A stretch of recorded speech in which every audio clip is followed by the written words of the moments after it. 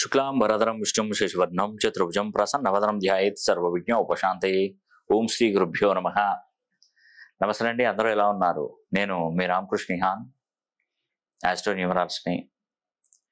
నేను చెప్తున్నటువంటి కొన్ని రాశులలో జన్మించినటువంటి వారికి నేటి నుండి మరి ప్రపంచమే తలకిందులైన ఈ రాశుల సంపాదన మాత్రం ఆగదండి. అంటే టైం అనేది స్టార్ట్ అయినప్పుడు దాన్ని ఎవ్వరు ఆపలేరండి, గుర్తుపెట్టుకోండి. ఒక టైం, ఒక లక్కీ టైం అనేది స్టార్ట్ అయితే జీవితంలో అసలు ఎదుగుదల అనేది అసలు అంచెలంచెలు ఎదుగుతూనే ఉంటారండి. నిజమండి. మొన్న ఒక దాంట్లో ఒక అతను లక్కీ పర్సన్ చూడండి ఎట్లా ఉందో. వాళ్ళ తాతగారు ఎస్బీఐకి సంబంధించినటువంటి కొన్ని షేర్లు కొన్నాడట. కొని దాన్ని పక్కన పడేశాడు. అప్పుడు ఆ కాలంలో 500 రూపాయలు పెట్టి ఎన్నో షేర్లు కొనుక్కున్నాడు, ఎన్ని సంవత్సరాల క్రితం. మొన్న ఒక అతను అవన్నీ తీస్తుంటే ఆ షేరు కొన్న పేపర్ వచ్చిందట, దొరికిందట. ఆ దొరికితే దాన్ని తీసుకెళ్ళి బ్యాంకుకి షేరు దానిలో వాళ్ళకి చూపెడితే ఈ సుమారుగా 4 కోట్ల రూపాయలు వాల్యూ అండి ఇవి షేర్స్ అని. అంటే అదృష్టం చూడండి, అసలు వాళ్ళు ఊహించలే 4 కోట్లు సంపాదించాలంటే అది ఎవరి తరం అండి, ఎవరు సంపాదిస్తారో అంత రేంజ్లో. అదృష్టం. నేను అదే చెప్తున్నాను, ఎందుకంటే లక్ అనేది ఏ రూపంలోనే వస్తుందండి, మనం కరెక్ట్గా ఉండాలి ఇక్కడ. ఊరికే ఒకవేళ ఆ టైంలో వాళ్ళ మదర్ కానీ వాళ్ళకి సంబంధించిన ఎవరైనా పిల్లలు కానీ ఆ పేపర్ని తీసుకొని చింపేశారనుకోండి, 4 కోట్లు స్వాహ. సరే, ఆ పేపర్ అలాగున్నా కూడా చదివే జ్ఞానం కనుక ఇతని కనుక లేకపోతే ఏదో పేపర్ దాన్ని చింపి చిత్తు కాగితాలలో పడేస్తే 4 కోట్లు స్వాహ. ఎస్, అవుతాయి. మరి మొన్న ఒక యూట్యూబ్లో చూశానండి, అది నిజమే, అది ఇండియా టుడేలో కూడా వచ్చింది. అదేంటంటే క్రిప్టో కరెన్సీలో మనకు బిట్ కాయిన్ ఒకటి, అతను ఏం చేశాడంటే ఒక $80 $90 పెట్టి అప్పుడు కొన్ని మిలియన్ల కాయిన్లు కొన్నాడు క్రిప్టోలో. కొన్న తర్వాత అతను అది వేస్టేజ్, ల్యాప్టాప్ అది తన సిస్టమ్ పాడైపోయిందని చెప్పేసి హార్డ్ డిస్క్లో పెట్టుకున్నాడు. అవి పెరుగవు అని వదిలేసి ఏదో తక్కువలో ఉన్నాయో పోనీ వదిలేశాడు. ఆ హార్డ్ డిస్క్ అని తీసుకెళ్ళి ఎక్కడో పడేస్తే అది ఎక్కడికి వెళ్ళిపోయింది. సుమారుగా నాకు తెలిసి అవి ఇప్పుడు ఎన్ని వేల లక్షల కోట్లు. అవి ఆ గవర్నమెంట్ని అడిగాడట ఆ పిల్లోడు. ఆ గార్బేజ్ ఉంటుంది, వ్యాన్ ఉంటుంది కదా, అక్కడ ఎక్కడైతే ఇస్తారో హార్డ్ డిస్క్ దొరకబట్టి ఇస్తే దానికి ఎన్ని కోట్లైనా కూడా నేను వచ్చిన దానికెళ్ళి పెట్టుకుంటానంటే అది ఇంపాసిబుల్ అని చెప్పారంట. అయిపోయింది దాని క్లోజ్ చరిత్ర.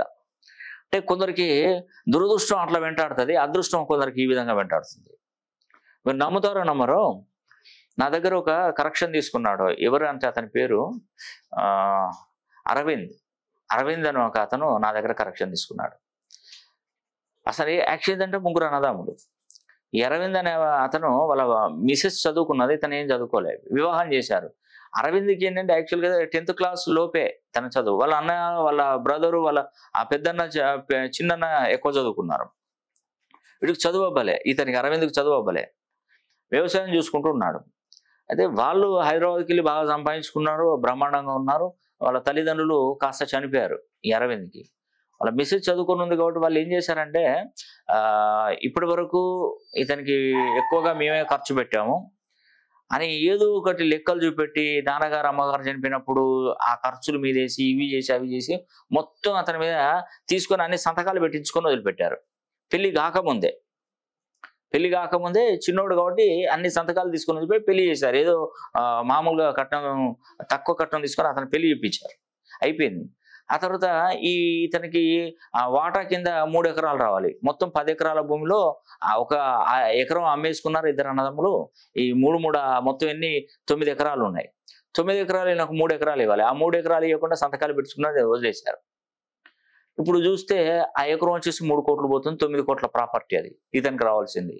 వాళ్ళు ఎప్పుడో మీకు అన్ని ఇచ్చేసాం, వాడికి లేదు, అది లేదు, ఇది లేదు అని చెప్పేసి అది చేస్తే ఆవిడ వాళ్ళ భార్య నా దగ్గర కరెక్షన్ తీసుకోవడానికి వచ్చి, మా పరిస్థితి ఇలా ఉందండి, దయనీయంగా ఉంది, అసలు మాకు ఆ భగవంతుడు న్యాయం చేస్తారా, మీరు న్యాయం చేస్తారా, ఆయన పరిస్థితి ఏంటి అని చూస్తే నేను గవ్వలేసి నేను జాతకాన్ని పరిశీలన చేశానండి. చేస్తే వాస్తవానికి ఏంటంటే ఇతని అమౌంట్ ఇతని అనా పైసలతో సహా వస్తుందని చూపెట్టింది. నేను కరెక్షన్ ఇచ్చానండి, వాళ్ళ మిస్సెస్ రాసింది. మిస్సెస్ రాసిన తర్వాత కొద్ది రోజులకి వాళ్ళంతటా వాళ్ళే, అన్నయ్య నీకు తమ్మునికి నేను అన్యాయం చేయం మేము, ఎందుకంటే వాళ్ళు ఆల్రెడీ బాగా సంపాదించుకున్నారు, అది వీళ్ళకి ఇది చిన్న ప్రాపర్టీ అయిపోయింది, ఎందుకులే మనకు ఆ పేరు ఎందుకు, వాడికి పాపం మనం చేస్తే మనం మోసం చేసిన పాపం మాకు తగులుతుందని వాళ్ళే డిసైడ్ అయిపోయి ఏం చేశారంటే మంచితనం వాళ్ళలో కలిగి తమ్మునికి ఆ 3 ఎకరాల భూమిని అతని పేరు మీద చేసేసి ఈ 3 ఎకరాలు వాళ్ళు చేసుకున్నారు. అంటే వాళ్ళలో ఒక ఆలోచన కలిగింది. అప్పటి వరకు కన్నింగ్ గా ఉన్నట్టు స్వార్థ బుద్ధితో ఉన్నటువంటి వాళ్ళకి ఈ నేమ్ కరెక్షన్ చేయడం వల్ల ఏంటంటే వాళ్ళు ఆలోచన మొదలైపోయింది. అంటే లింక్ కలిసింది. అంటే వీడికి ఇవ్వాల్సిందే, తప్పదు, ఇక మనం ఇవ్వాల్సిందే, మనం ఎన్ని కోట్లు ఉన్నాయి, ఇన్ని బాగా సంపాదించుకున్నాం, రేపు పొద్దున మనం విలేజ్కి వెళ్తే మన మీద చాలా మంది మనల్ని ఇబ్బంది పెడతారు, మనల్ని తక్కువ చులకనగా చూస్తారు అనే ఉద్దేశంతోనే అతనికి ఎంత అయితే రావాలో అంతా ఇచ్చేశారు. నాకు ఆవిడ ఫోన్ చేసి, ఇట్లా అరవింద్ గారి వాళ్ళ మిసెస్ని మాట్లాడుతున్నానండి, మీ దగ్గర కరెక్షన్ తీసుకున్న తర్వాత కరెక్ట్గా సంవత్సరం లోపే మాకు ఇదంతా జరిగిందని చెప్పి వాళ్ళు నాకు చెప్పడం జరిగింది. అంటే టైము ఏ పుట్టలో ఏ పావుందో ఎవరికి తెలియదండి. ఆ టైము ఆ ఫంక్షువాలిటీ, ఆ టైం మెయింటెనెన్స్ అనేది కూడా పర్ఫెక్ట్గా మ్యాచ్ అయినాయి వాళ్ళకి.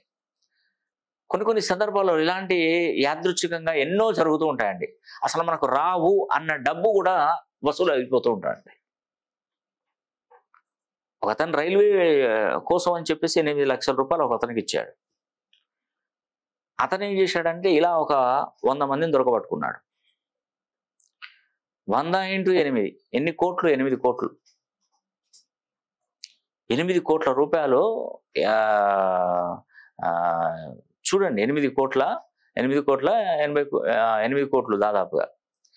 అతను 8 కోట్ల రూపాయలు అందరి దగ్గర తీసుకొని వాటిని బాండ్ పేపర్స్ చేసి రెడీ చేసి పెట్టుకున్నాడు. ఇది ఇంట్రెస్ట్ రూపంలో కొందరికి ఇంట్రెస్ట్ ఇచ్చి అట్లా చేసి. అతని ఆలోచన ఏంటంటే ఎంత డిఫరెంట్ ఆలోచన అంటే, ఇలా మోసాలు జరుగుతాయి, కొంచెం జాగ్రత్త వహించండి. అతను ఏమనుకున్నాడంటే వీళ్ళ దగ్గర తీసుకున్న డబ్బులు 1 సంవత్సరం 2 సంవత్సరాలు ఇవ్వకుండా టైం వెళ్ళదీసి ఈ 2 సంవత్సరాలకు అందరి పేరు మీద వచ్చే ఇంట్రెస్ట్తో వాడు బతుకుదామని ట్రై చేశాడు. ఇన్ని కోట్ల రూపాయలు ఎవరికైనా ఇంట్రెస్ట్ బ్యాంకులో ఎంత మెంటాలిటీ చూడండి. అతన్ని ట్రై చేసి అందరి దగ్గర డబ్బులు వసూలు చేసుకొని ఆ డబ్బులతో 1 రూపాయి ఖర్చు పెట్టకుండా ఇచ్చేది. దీంట్లో కొంతమంది ఏంటంటే మా పోయినాయని వదిలేసిన వాళ్ళు ఉన్నారు. పోలీస్ స్టేషన్కి వెళ్తే ఇవంతా మేము తిరగలేము అని వదిలేసిన వాళ్ళు కొంతమంది ఉన్నారు. ఇలా అతను కూడా నా దగ్గరకు వచ్చిన ఆయన, మాకు 8 లక్షలు కట్టినాం సార్, వాడు మనం ఫ్రాడ్ చేశాడు, వదిలిపెట్టాడు, ఇక మేము కూడా వదిలిపెట్టుకున్నాం, మోసపోయాం సార్ అని చెప్పేసి. ఎందుకే 8 లక్షలు అంటే మామూలా ఈ రోజులలో? నీ డబ్బులు నీకు వచ్చే అవకాశం ఉందని నేను గవ్వలు వేసి చూసినప్పుడు తనకు అక్షరాల 8 లక్షలు వచ్చే అవకాశం వచ్చిందండి. నీ డబ్బులు తిరిగి వస్తాయంటే అవి రావు సార్ అని చెప్పాడు. వస్తాయని చెప్తే రావు అన్నాడు. వస్తే నాకు 4 లక్షలు ఇచ్చేసి దాంట్లోకి అని చెప్పాను. వస్తే మొత్తమే తీసుకోండి సార్, నాకు అవసరం లేదు. అంటే ఎంత నిరుత్సాహం ఉన్నాడు చూడండి. అసలు వాడు అడ్రస్ లేడు సార్ అని చెప్పాడు. తీసుకుపోయినాడు అడ్రస్సే లేడు, ఇంకా డబ్బులు ఎక్కడ వస్తాయని చెప్పాడు. నేను కరెక్షన్ ఇచ్చింది కరెక్ట్గా రాయని చెప్పాను. కరెక్ట్గా ఒక 6 నెలల తర్వాత నాకు ఫోన్ చేసి, నాకు డబ్బులు వచ్చాయి సార్, మీకు డబ్బులు ఇవ్వాలన్నా సార్ వద్దా సార్ అంటే, నాకెందుకు ఆ డబ్బులు, నువ్వే ఉంచుకో అని చెప్పాను. వచ్చాయి సార్, డబ్బులు వచ్చాయి. ఎట్లా వచ్చాయని అడిగాను. వాడు ఎవరికైతే నా లాంటి వాళ్ళని ఎంతో మందిని మోసం చేశాడు, ఆ మోసం చేసిన సైబర్ డిపార్ట్మెంట్, పోలీస్ డిపార్ట్మెంట్ వాళ్ళని తీసుకొచ్చి ఆరా తీసి చేస్తే ఆ బాధితుల్లో నేను ఒకనున్నా అని చెప్పేసి నాకు ఆ డబ్బులు వాళ్ళ సమక్షంలో వాళ్ళే నాకు ఇచ్చారు సార్ అని చెప్పాడు. పోలీస్ స్టేషన్ వాళ్ళకి పిలిపించుకొని ఆ సైబర్ క్రైమ్ డిపార్ట్మెంట్లో కేసు కూడా పెట్టలేదు, కానీ కేసు పెట్టకుండా అతన్ని పిలిపించుకొని డబ్బులు ఇప్పించారట. అంటే చూడు, ఇది మేము అసలు ఊహించలేదు సార్, అసలు ఎట్టి పరిస్థితిలో ఊహించలే, ఎంత సంతోషం అంటే అంత సంతోషం అని చెప్పాడు. ఇంకోటి ఏంటంటే, నీకు ఇంకొక విషయం చెప్తాను, నీకు జాబ్ కూడా వస్తుంది అని చెప్పాను.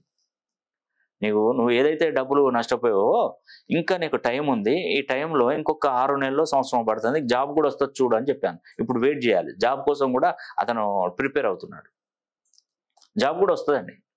అంటే మనకు అవకాశాలన్నీ అద్భుతంగా వస్తాయండి. నేను అందుకే చెప్తున్నాను, మన పేరులో ఉన్నటువంటి సంఖ్యాబలాన్ని 270 degrees నుండి 360 degree కోణంలో కనుక మన పేరును మనం మార్చుకోగలిగితే చాలా మంచి శుభ ఫలితాలు వస్తాయండి.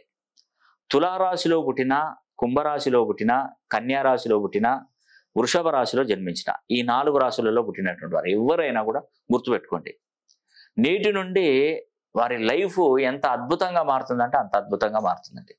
దానిలో ఎటువంటి సందేహం లేదు. కాబట్టి వీలైతే ఈ కుంభరాశి వారు కానీ, తుల, కన్య, వృషభ 4 రాశి వారు వీలైతే వచ్చే నెల నేను శని హోమం జరిపిస్తున్నాను. ఇది 30 ఏళ్ళకి ఒకసారి ఆ ప్రభావం చూపెడుతుంది. కాబట్టి రాబోయే 30 సంవత్సరాలు బాగుండడానికి ఆ శని హోమం అనేది కూడా నేను జరిపిస్తున్నాను. కాబట్టి ప్రతి ఒక్కరు ఈ శని హోమం చేయించుకోవాలని కూడా మనస్ఫూర్తిగా కోరుకుంటూ మరి సెలవు తీసుకుంటున్నాను. సర్వే జన సుఖినో భవంతు.